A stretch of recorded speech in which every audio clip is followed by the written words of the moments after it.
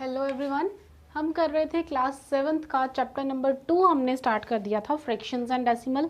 तो उसी चैप्टर्स को आगे कंटिन्यू करते हुए हम क्या करेंगे, उस चैप्टर के आज कुछ क्वेश्चंस करेंगे। ओके, तो इंट्रो पार्ट इसका मैं आपको ऑलरेडी करा चुकी हूँ। जिसने अभी तक इंट्रो पार्ट की वीडियो नहीं देखी है वो जाके इंट्रो पार्ट की वीडियो देख लीजिए। ओके, देन इसका जो एक्सरसाइज है, एक्सरसाइज के जो क्वेश्चन है वो हम आज स्टार्ट करेंगे। देखो क्वेश्चन क्या है, सबसे पहले हमें सोल्व करना है। सोल्व क्या करना है, हमें सोल्व करना है 2 - 3/5, 2 - 3/5। सिर्फ यही लिखा है कि solve this part 2 - 3/5।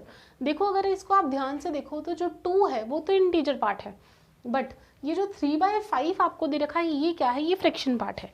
Okay, just a minute, ये 2 आपको इंटीजर पार्ट दे रखा है और जो 3/5 है ये फ्रैक्शन पार्ट है। तो इस चीज़ को माइनस कैसे करेंगे? अगर इंटीजर पार्ट होता दैट इज 3 - 2 या 2 - 3 या 5 - 2, तो इसको तो आप इजीली माइनस प्लस कर सकते हो ना। यहाँ क्या आ जाएगा आपका 1 आ जाएगा। 2 - 3 है तो कितना आ जाएगा, -1 आ जाएगा। 5 - 2 है तो 3 के इक्वल आ जाएगा। बट अगर हमें ये फ्रैक्शन पार्ट में दिया गया है तो इसको कैसे सोल्व करेंगे, ये भी मैंने आपको कराया था सोल्व करना कि अगर आपको फ्रैक्शन पार्ट में दिया हो तो उसको कैसे सोल्व करते हैं। मैंने आपको इसके 2 मेथड करवाए हैं। पहले मेथड में मैंने आपको क्या करवाया था कि दोनों का जो डिनोमिनेटर है उसको सेम कर लो, तो डिनोमिनेटर सेम करके आप आंसर निकाल सकते हो। एक और मेथड मैंने आपको कराया था जो हमने एलसीएम लेके किया था। ओके, तो एलसीएम मेथड से भी करवाया था और दूसरे मेथड से भी करवाया था। आपको जो मेथड इजी लगता है आप वो कीजिए। मैं आपको दोनों मेथड एक बार दोबारा से रिवाइज करवा देती हूँ। देखो हमारे पास क्या है 2, जिसके नीचे कुछ नहीं है, दैट मीन्स उसके नीचे क्या आएगा 1 एंड -3/5। यही चीज़ है हमारे पास सॉल्व करने के लिए। तो इसको देखो सॉल्व कैसे करेंगे, दोनों मेथड आपको कराऊंगी। एक बार आपको कराऊंगी डिनोमिनेटर सेम कैसे करना है, एक बार एलसीएम लेके। ओके, तो यहाँ देखो 2/1 है एक हमारे पास, एक हमारे पास है 3/5। तो डिनोमिनेटर जब सेम करते थे उस केस में मैंने आपको क्या करवाया था कि जो दोनों का डिनोमिनेटर है उसको एक दूसरे की टर्म के साथ क्या करा दो, मल्टीप्लीकेशन करा दो ऊपर नीचे। दैट मीन्स क्या करना है आपको, देखो यहाँ पे क्या है आपके पास 2/1, तो 2/1 को क्या करो, नीचे डिनोमिनेटर क्या है 5, तो इसको ऊपर नीचे 5 के साथ मल्टीप्लीकेशन। यहाँ भी डिनोमिनेटर 1 है तो इसको ऊपर नीचे 1 के साथ मल्टीप्लीकेशन। इसको 1 से मल्टीप्लाई कीजिए। नेक्स्ट करते हैं।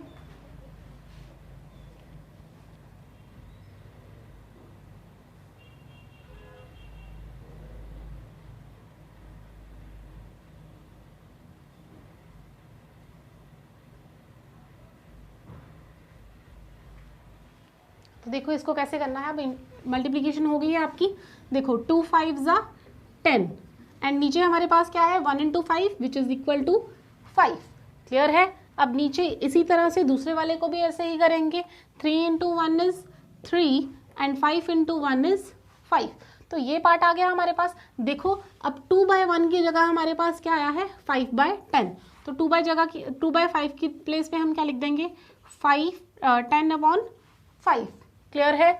नाउ 3/5 की प्लेस पर हमारे पास क्या आया है 3/5, क्योंकि वहां पे हमने 1 के साथ ही मल्टीप्लीकेशन करी थी। तो यहाँ पर -3/5। अब ध्यान से देखो, अब आपका जो डिनोमिनेटर है वो डिनोमिनेटर सेम हो चुका है। देखो इसका डिनोमिनेटर और इसका डिनोमिनेटर, दोनों का डिनोमिनेटर सेम है। तो अब अगर आपका डिनोमिनेटर सेम है तो आप इजीली माइनस कर सकते हो। कैसे करोगे माइनस, नीचे लिखेंगे हम डिनोमिनेटर में 5, देन 10 - 3 हमारे पास क्या आ जाएगा 7/5। तो ये आपका आंसर है। ओके, देखो डिनोमिनेटर सेम करने से हमारा आंसर जो है वो इजीली सॉल्व हो गया है। हमारे पास क्या आ गया है 7/5, तो ये हमारा आंसर निकल के आया है। क्लियर है ये चीज़? अब इसी मेथड, इसी सम को मैं आपको कैसे कराऊंगी, एलसीएम लेके कैसे सॉल्व करना है। ओके, देखो क्या था हमारे पास 2/1 - 3/5। क्या करते थे हम, नीचे जो डिनोमिनेटर होते हैं उन डिनोमिनेटर का एलसीएम लेते हैं। 1 और 5 का एलसीएम लेंगे, कितना आएगा हमारे पास 1 और 5 का एलसीएम 5 1 = 5, तो एलसीएम कितना आया हमारे पास 5। Now LCM is 5। Okay, clear है ये चीज? एलसीएम कितना आया हमारे पास 5। अब क्या करते थे हम, दूसरा स्टेप, जो हमारे पास टर्म्स हैं उसको साइड पे लिख के, दोनों की दोनों टर्म्स को, 2 टर्म्स है ना हमारे पास, तो दोनों टर्म्स को साइड पे लिखो और जितना एलसीएम आया है उस एलसीएम के साथ मल्टीप्लाई कराओ। तो एलसीएम के साथ मल्टीप्लाई। क्लियर है ये चीज? जब इसको मल्टीप्लाई कराओगे तो कितना आएगा 5 2 = 10, 10/1 है तो 10 ही लिखेंगे उसको। जब इसको मल्टीप्लाई कराओगे तो 5 5 कैंसिल हो जाएगा, 3 1 = 3 आ जाएगा। ओके, दैट मीन्स जो 2/1 था, 2/1 के प्लेस पर हमारे पास क्या आ गया है 10। तो यहाँ हम क्या लिखेंगे 10 माइनस, जहाँ हमारे पास 3/5 था तो 3/5 के प्लेस पर हमारे पास क्या आ गया है 3 ओनली। तो यहाँ क्या आ जाएगा 3। क्लियर है ये चीज़? देखो कुछ नहीं करा है, सबसे पहले हमने क्या निकाला, एलसीएम निकाला। जो डिनोमिनेटर हमारे पास थे उन डिनोमिनेटर्स का एलसीएम निकाला। यहाँ डिनोमिनेटर में 1 था, यहाँ डिनोमिनेटर में 5 था, तो दोनों का हमने एलसीएम निकाला है। एलसीएम निकालने के बाद उस एलसीएम के साथ हमने क्या किया है, दोनों टर्म्स को टर्म बाय टर्म मल्टीप्लाई कराया है। मल्टीप्लाई कराने के बाद हमने क्या किया, जो 2/1 की प्लेस पर हमारे पास क्या आया था 10, तो वहाँ 10 लिख दिया। 3/5 को जब एलसीएम के साथ मल्टीप्लाई कराया तो हमारे पास आया 3, तो हमने यहाँ 3 लिख दिया। क्लियर है ये चीज़? नाउ 10 - 3 इज 7, तो 7/5। अब देखो यहाँ पर भी आंसर हमारे पास 7/5 आया है, यहाँ पर भी 7/5 आया है, तो दोनों में हमारे पास आंसर क्या है, सेम है। क्लियर है? तो चाहे आप ये मेथड लगाओ चाहे आप ये मेथड लगाओ, दोनों में से जो मेथड लगाना है आपको, जो ईजी लगता है वो मेथड लगाइए और अपने सम को सॉल्व कीजिए। क्लियर है ये चीज़? ये याद रखना, जिसके नीचे कुछ नहीं है उसके नीचे हमने क्या लगाना है, 1 लगाना है जब हम फ्रैक्शन वाला सम सॉल्व करेंगे। क्लियर है ये चीज़? नोट डाउन कर लीजिए। ओके, तो नेक्स्ट करते हैं सेकेंड पार्ट इसका। देखो इसको आप जिस मेथड से करना चाहो उस मेथड से कर सकते हो, चाहे आपको डिनोमिनेटर सेम करने वाला जो मेथड है वो इजी लगता है उस मेथड से कीजिए, या आपको ये एलसीएम वाला मेथड इजी लगता है तो आप एलसीएम वाले मेथड से कीजिए। किसी भी मेथड के साथ सोल्व कीजिए, आंसर आपका सेम ही आएगा और कोई गलत भी नहीं करेगा इसको कि आपने ये गलत करा है। क्लियर है ये चीज़? ईजिली सम सोल्व हो सकता है इसका नेक्स्ट पार्ट है 4 + 7/8। ओके, क्वेश्चन है हमारे पास सोल्व 4 + 7/8। देखो यहाँ पर हमारे पास अगेन 4 के नीचे कुछ नहीं है, तो 4 के नीचे कुछ नहीं है हम क्या लगाएंगे यहाँ पे 1।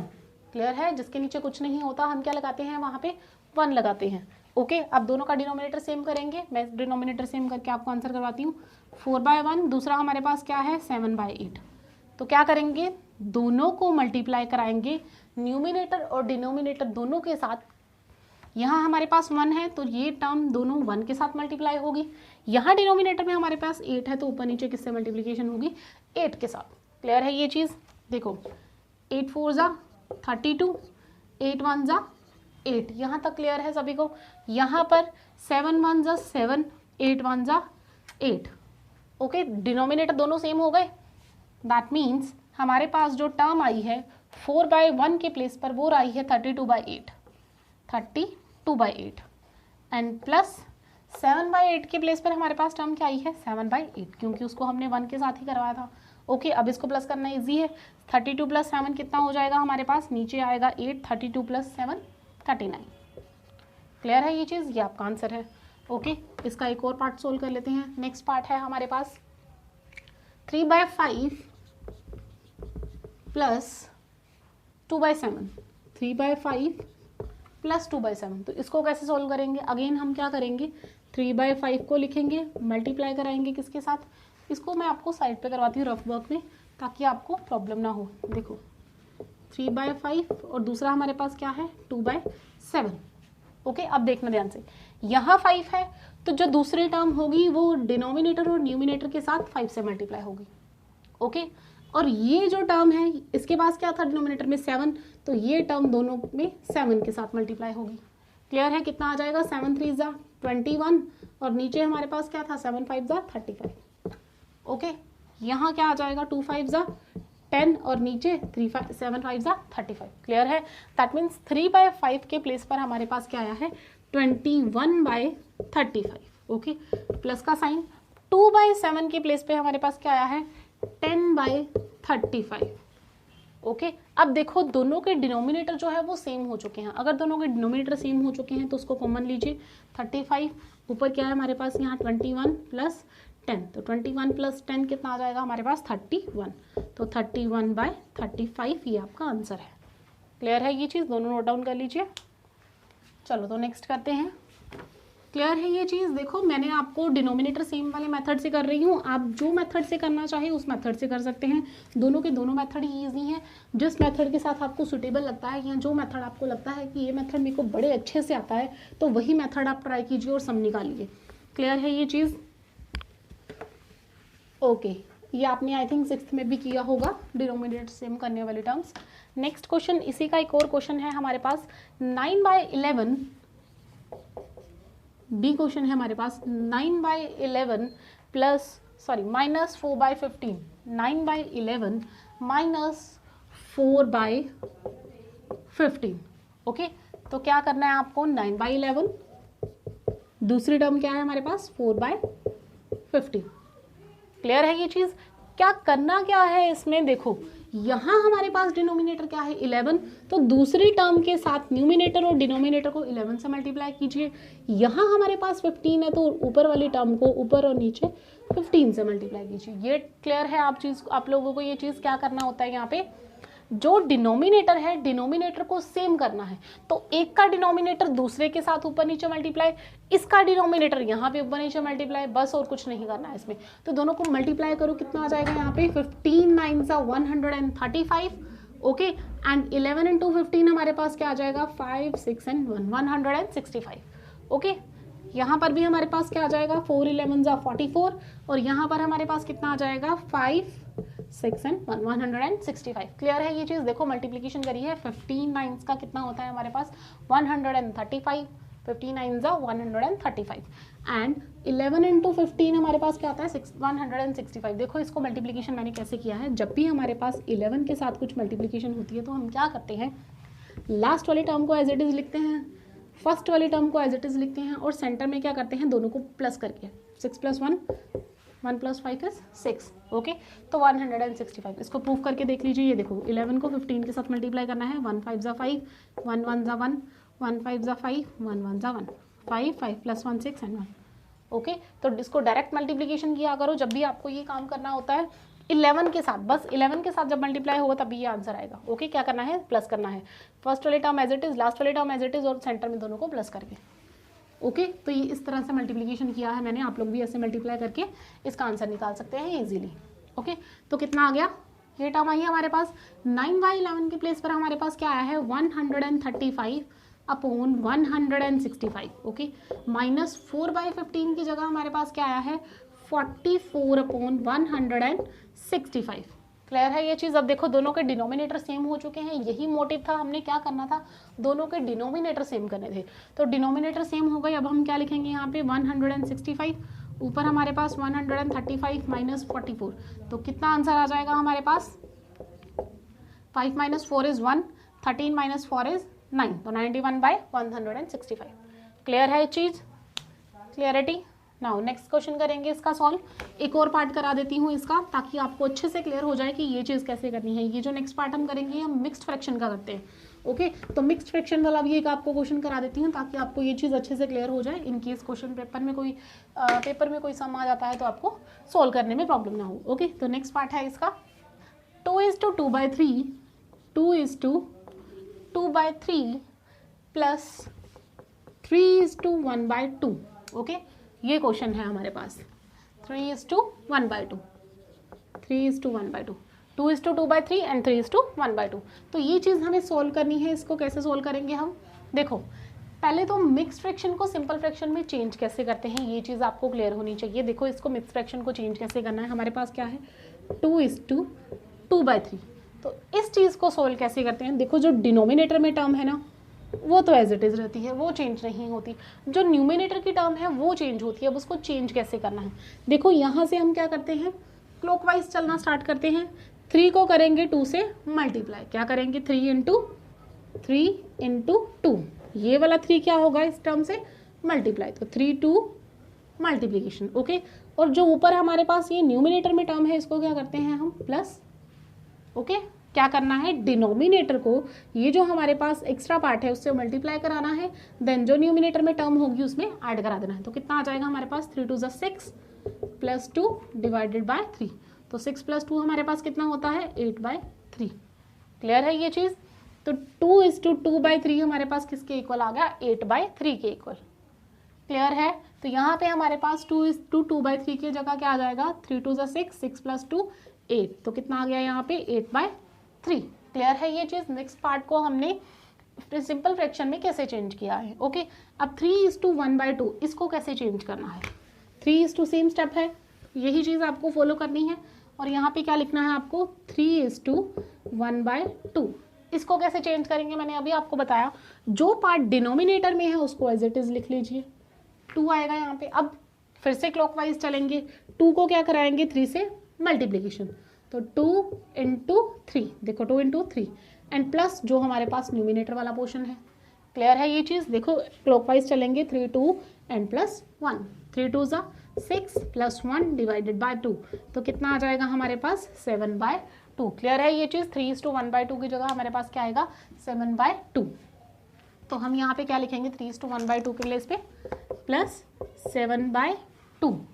क्लैरिटी है इस चीज़ की? देखो अब नेक्स्ट क्वेश्चन करेंगे हम, कैसे आंसर आएगा हमारे पास इसका।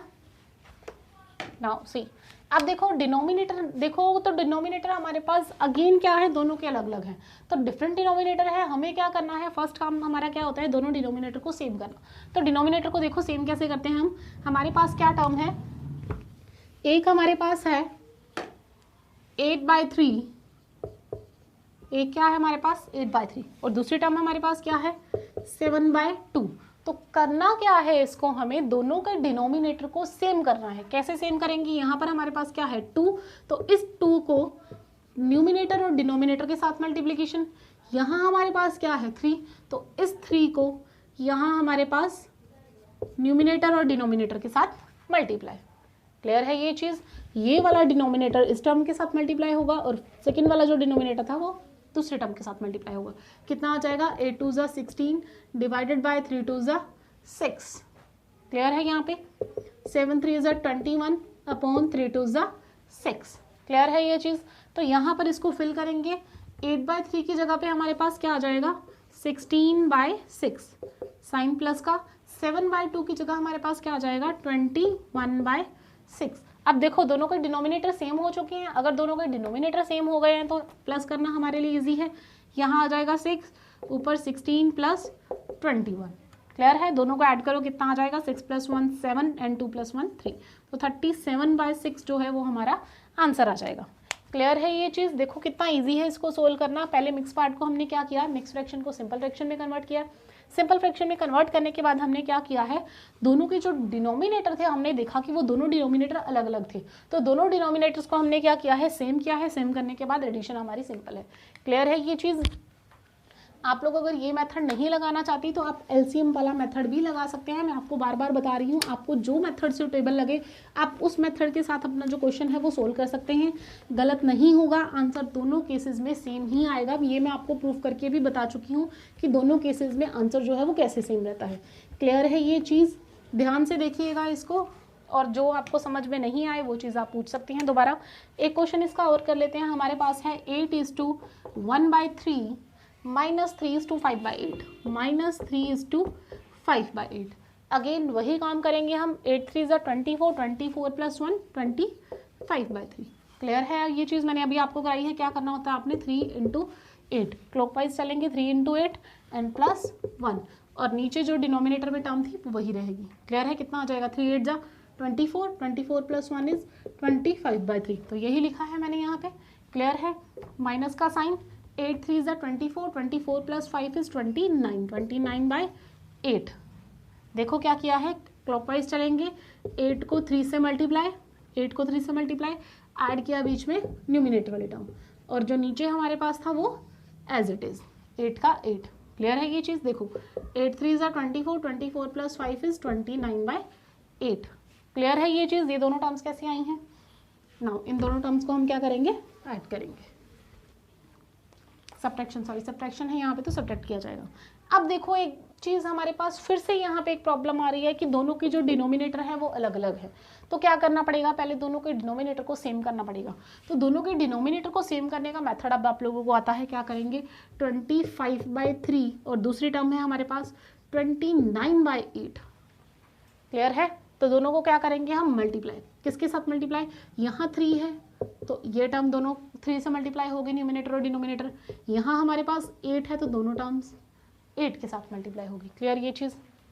नाउ 25 × 8 कितना होता है, 8 5 ज़ा 44, कैरी 8 2 ज़ा 16, 16 + 4 इज 20, तो कितना आ गया 200 डिवाइडेड बाय 8 3 ज़ा 24। देखो इसको मल्टीप्लाई करके देख लेना, सेम आंसर आएगा। 8 3 ज़ा 24, 25 × 8 इज 200, तो 200 डिवाइडेड बाय 24। यहाँ पर हमारे पास 29 × 3 कितना आएगा, 9 3 ज़ा 27, 2 कैरी 3 2 ज़ा 6, 6 + 2 is 8. Okay, 29 into 3 is 87. 87 divided by 8 3 is 24. Clear है ये चीज़? देखो अब 25/8 के प्लेस पर हमारे पास क्या आया है, 200/24. ओके, देन माइनस का साइन. 29/8 के प्लेस पे हमारे पास क्या आया है, 87/24. अब देखो दोनों के डिनोमिनेटर सेम हो चुके हैं, तो दोनों के अगर डिनोमिनेटर सेम हो चुके हैं तो कैलकुलेशन हमारे लिए और भी इजी हो जाती है. तो कितना आ जाएगा ऊपर, 200 माइनस 87. तो माइनस कीजिए, आपके पास आंसर आ जाएगा. कितना आएगा, 10 - 3 is 7 is 3, 9 - 8 is 1, एंड यहाँ पर हमारे पास क्या बच गया है, 1. 113/24. तो ये जो है ये आपका आंसर आ गया. क्लियर है ये चीज़? इस तरह से इसको सब्ट्रैक्शन करना है. Okay, done. देखो अगर कोई भी किसी तरह का आपको डाउट होता है तो आप कमेंट सेक्शन में कमेंट करके बता सकते हैं. वो आपके जो डाउट्स हैं वो क्लियर कराए जाएंगे. कि आप लोगों को कोई भी डाउट होगा तो वो क्लैरिटी उसकी कराई जाएगी. क्लियर है ये चीज़? ओके, तो नेक्स्ट पार्ट हम इसका करेंगे. अब नेक्स्ट पार्ट में हम क्या करेंगे, नेक्स्ट पार्ट में हमें करना है arrange the following in descending order. Okay, arrange in descending order. किसमें करना है हमें, डिसेंडिंग ऑर्डर में. डिसेंडिंग ऑर्डर में हमें अरेंज करना है डिसेंडिंग ऑर्डर. तो देखो क्वेश्चन क्या है हमारे पास, डिसेंडिंग ऑर्डर में किसको अरेंज करना है, 2/9, 2/9, 2/3, 2/3, एंड तीसरा है हमारे पास 8/21. 8/21. Okay, 2/9, 2/3 and 8/21. देखो अब हमारे पास ये टर्म है, तो ये टर्म हम क्या करेंगे, कैसे इसको फाइंड करेंगे कि इनमें सबसे बड़ी टर्म कौन सी है, सबसे छोटी टर्म कौन सी है. तो ये चीज़ हम कैसे फाइंड करते हैं, इस चीज़ को क्लियर करने के लिए मैंने आपको करवाया होगा शायद कि बड़ी टर्म और छोटी टर्म कैसे देखनी है. तो देखो क्या करेंगे, इसमें भी हमारे पास तीनों के डिनोमिनेटर अलग अलग है. अगर हमारे पास तीनों के डिनोमिनेटर सेम होते तो हम क्या करते, देखते कि ठीक है तीनों के डिनोमिनेटर सेम है, न्यूमिनेटर चेक करते, जो बड़ा है वो बड़ा, जो जिसका न्यूमिनेटर छोटा है वो टर्म छोटी. ओके, बट अब हमारे पास जो डिनोमिनेटर है वो सेम ही नहीं है, तो इनके डिनोमिनेटर हमें क्या करने पड़ेंगे, सेम करने पड़ेंगे. तो डिनोमिनेटर सेम करने के लिए हमारे पास मेथड होता है, तीनों के डिनोमिनेटर का एलसीएम ले लो. क्या है हमारे पास, 9, 3 एंड 21. तो 9, 3 एंड 21, तीनों का एलसीएम कितना आ जाएगा, देखो 3 3 is 9 and 3 1 is 3 and 3 7 is 21. Again 3 पे जाएगा, 3 1 is 3, 1 एंड 7. नाउ किस पे जाएगा, अब 7 पे, 1 1 एंड 7 1 is 7. देखो हमने क्या किया है, एलसीएम लिया है किस किस का, 9 3 एंड 21 का. 9 3 एंड 21 का जब हम इकट्ठा एलसीएम लेते हैं तो इस तरह लेते हैं. देखो 3 के टेबल में जा रही हैं पहले तीनों terms, 3 3 is 9 and again 3 1 is 3 और 27 भी 3 के टेबल में जाता है, 3 7 is 21. देन ये देखो टर्म हमारे पास 3 आ रहा है यहाँ पे, 3 के टेबल पे जाएगा, 3 1 is 3 and 1 as it is, और जो 7 है वो 3 के टेबल में नहीं जाता तो 7 को एज इट इज़ हमने लिख लिया है. क्लियर है? अब देखो हमारे पास सिर्फ 7 बचा है, तो 7 के टेबल पे जाएगा, 1 1 एंड 7 1 is 17. क्लियर है ये चीज़? तो एलसीएम हमारे पास कितना आया है, एलसीएम हमारे पास आ गया है, LCM equals to 3 × 3 × 7. Okay, 3 3 is 9, 9 × 7 is 63. अब देखो हमारे पास क्या टर्म आई है, 63. तो हम क्या करेंगे, हमने यहाँ पर क्या बनाना है, 63 बनाना है तीनों को. तो तीनों को 63 कैसे बनाएंगे, यानी कि जो नीचे डिनोमिनेटर है ना तीनों का, वो हमें 63 चाहिए. अब 63 कैसे बनाएंगे, देखो 2/9, 2/9 को नीचे हमने क्या बनाना है, 63. तो 9 को मैं किसके साथ मल्टीप्लाई कराऊं कि मेरे पास 63 आ जाए. तो 9 को अगर मैं 7 के साथ, 9 का टेबल तो सभी को आता है ना, 9 का अगर मैं 7 के साथ मल्टीप्लाई कराऊं तो मेरे पास 63 आ जाएगा. तो अगर मैंने नीचे मल्टीप्लाई 7 के साथ कराया तो मेरे को ऊपर भी 7 के साथ मल्टीप्लाई कराना पड़ेगा. कितना आ गया, 7 2 is 14, 9 3 is 63. बन गया यहाँ 63. अब मुझे दूसरी टर्म में भी क्या बनाना है, 63 बनाना है. अब दूसरी टर्म मेरे पास क्या है, 2/3. मुझे नीचे क्या बनाना है, 63. ओके, 63 मेरा एलसीएम करके आएंगे, मैं एलसीएम रब करने लगी हूँ. क्लियर है ये चीज़, आपको एलसीएम लेना आ गया होगा. अब देखो यहाँ पर हमारे पास क्या है, 2/3. तो 3 के टेबल में 63 कहाँ पे आता है. अगर आपको ऐसे नहीं पता चलता तो आप क्या करो, 63 को 3 के साथ डिवाइड करा लो. 63 चाहिए ना आपको, 3 के साथ डिवाइड करा लो, कितना आ जाएगा 3 2 = 6 एंड यहाँ से 3 3 1 = 3, तो कितना आया हमारे पास 21। दैट मीन्स मुझे नीचे भी 21 के साथ मल्टीप्लाई कराना है, ऊपर भी 21 के साथ ही मल्टीप्लाई कराना है, तब मेरे पास जो डिनोमिनेटर है वो 63 आएगा। तो यहाँ पे डिनोमिनेटर कितना आ गया 63, ऊपर कितना आ जाएगा हमारे पास 2 1 = 2 2 2 = 4 42। अब थर्ड टर्म हमारे पास क्या है 8/21। अब 8/21 जो है 21 को किससे मल्टीप्लाई कराया जाए कि हमारे पास क्या आ जाए 63 आ जाए। ओके किससे मल्टीप्लाई कराया जाए इसको कि हमारे पास क्या आ जाए 63 आ जाए। देखो 21 है तो 21 को मेरे पास क्या चाहिए लास्ट में 3, तो इसको 3 से मल्टीप्लाई कराओ, कितना आ जाएगा 3 1 = 3 3 2 = 6। दैट मीन्स अगर मैं इसको 3 से मल्टीप्लाई कराऊँ तो मेरे पास कितना आ जाएगा 63। तो अगर मेरे को डिनोमिनेटर में 63 लाने के लिए 3 से मल्टीप्लाई कराना पड़ रहा है, तो अगर मैंने डिनोमिनेटर को 3 से मल्टीप्लाई कराया तो मेरे को न्यूमिनेटर में भी 3 के साथ मल्टीप्लाई कराना पड़ेगा। ओके तो नीचे कितना आ जाएगा मेरे पास 63 और ऊपर 8 3 = 24। क्लियर है ये चीज़। अब देखो मेरे पास तीनों के तीनों डिनोमिनेटर जो है वो सेम हो चुके हैं। 2/9 के प्लेस पे मेरे पास क्या आया है 14/63, दूसरी टर्म आई है 42/63 और तीसरी टर्म आई है मेरे पास 24/63। ओके तो ये देखो अब तीनों के डिनोमिनेटर जो हैं वो सेम हो चुके हैं। तो मेरा काम ही यही था, सबसे पहले काम ये होता है कि डिनोमिनेटर को सेम करना, तो डिनोमिनेटर में सेम कर चुकी हूँ। अब नेक्स्ट क्या होता है स्टेप हमारे पास, हमने इसको किस में करना है डिसेंडिंग ऑर्डर में।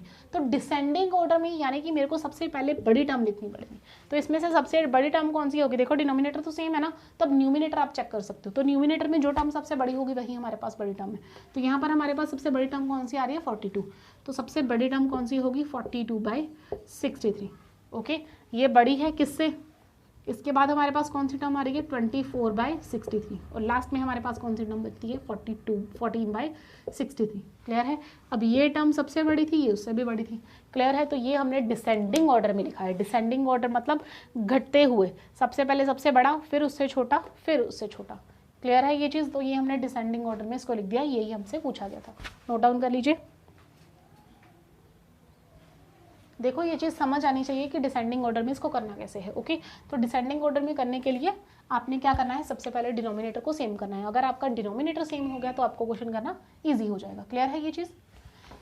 ओके तो डिसेंडिंग ऑर्डर में करने के लिए हमारे पास सबसे पहला काम क्या होता है, हमने डिनोमिनेटर को सेम करना है। अगर डिनोमिनेटर सेम हो गया तो न्यूमिनेटर से हम चेक कर लेंगे कौन सी टर्म बड़ी है, वो सबसे पहले आ जाएगी, उससे छोटी सेकंड नंबर पे और सबसे छोटी एंड पे लास्ट में। ओके एक और क्वेश्चन कर लेते हैं इसका, डिसेंडिंग ऑर्डर में ही लिखना है इसको। तो डिसेंडिंग ऑर्डर में हमारे पास क्वेश्चन है 1/5, 3/7 एंड 7/10।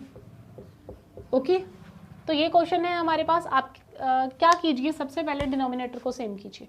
तो डिनोमिनेटर को सेम करने के लिए हम क्या करेंगे, एलसीएम। एलसीएम किस किस का लेंगे, जितना हमारे पास डिनोमिनेटर में है 5 7 एंड 10। तो 5 7 एंड 10 का हम क्या लेंगे, एलसीएम। तो एलसीएम करके हमारे पास क्या आएगा, देखो 2 5 के टेबल पे तो जाता नहीं, तो 5 एज इट इज आ गया। 7 के टेबल 7 भी नहीं आता 2 के टेबल में, एज इट इज आ जाएगा।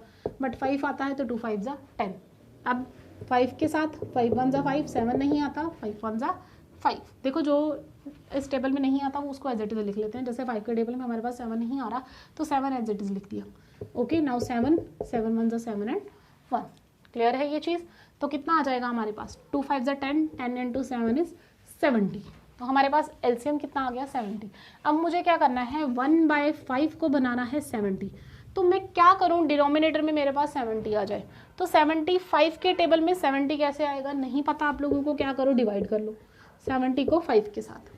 तो 5 1 = 5, नीचे क्या आ जाएगा 2 एंड ऊपर से हमने 0 लिया, 5 4 = 20। यानी कि मेरे पास 14 ऐसे टर्म है कि अगर मैं 5 के साथ 14 को मल्टीप्लाई कराऊँ तो मेरे पास जो है वो 70 बन जाता है। ओके यही मेरे को बनाना था 70। अगर नीचे 14 से मल्टीप्लाई कराया तो ऊपर भी 14 से मल्टीप्लाई कराना पड़ेगा। 14 × 1 = 14। क्लियर है।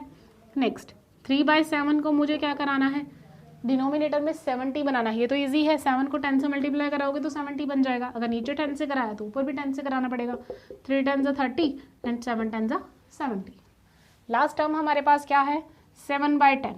अब आपको ये भी पता है मैं 10 को किससे मल्टीप्लाई कराऊँ तो 70 बन जाए। 10 को 7 के साथ मल्टीप्लाई कराएंगे। अगर नीचे 7 के साथ कराया तो ऊपर भी 7 के साथ कराना पड़ेगा। नीचे क्या बन जाएगा, 7 10 = 70 एंड 7 7 = 49। क्लियर है ये चीज़, यहाँ तक क्लियर है। देखो अब हमारा जो डिनोमिनेटर है वो तीनों का डिनोमिनेटर सेम हो चुका है, और डिनोमिनेटर हमने सेम कैसे किया है, तीनों के डिनोमिनेटर का एलसीएम लेके। तो डिनोमिनेटर सेम हो गया। अब हमारे पास क्या आया है 14/70, देन आया है 30/70, 30/70, देन हमारे पास आया 49/70। अब तीनों का डिनोमिनेटर सेम है। क्लियर है ये चीज़। तो क्या करेंगे, हमें क्या करना है डिसेंडिंग ऑर्डर में। इन सब में से सबसे बड़ी टर्म कौन सी है 49/70। ओके, इससे छोटी टर्म हमारे पास कौन सी है 30, तो 30/70। इससे छोटी टर्म कौन सी है हमारे पास 14, तो 14/70। क्लियर है ये चीज़। अगर आपको इसी टर्म में लिखना है तो देखो 49/70 कहाँ पे आ रहा है, यहाँ पे, दैट मीन्स 7/10। तो 7/10 is greater than, next term क्या है 30/70, तो 30/70 हमारे पास कहाँ पे आ रहा है 3/7 पे, तो यहाँ क्या आ जाएगा 3/7। ग्रेटर देन 14/70 हमारे पास कहाँ है 14/70 1/5 में, तो 1/5। क्लियर है। ऐसे भी लिख सकते हो और ऐसे भी लिख सकते हो, जैसे आप लिखना चाहो वैसे लिख सकते हो। ओके, तो आज की क्लास में इतना ही। हम नेक्स्ट क्लास में करेंगे अपना। Thank you very much.